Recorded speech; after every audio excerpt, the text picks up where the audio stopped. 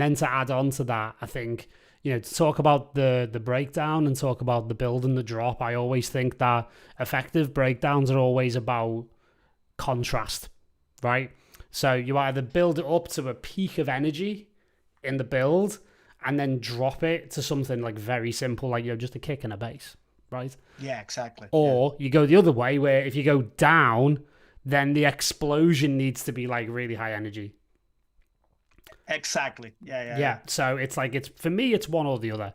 And for me, what I'm hearing in this is I wanted that main synth that kind of opens up. I wanted it to be a little more aggressive, and I wanted it to open up a bit more and be a bit brighter, maybe have a bit more reverb to it. Because even though it's a more deep track, that doesn't mean that there can't be like an aggressive, like, peak moment. And again, like, to do a drop like that, like you said, you have to have a reason, right? You have to have a narrative, storytelling reason for that to be the case.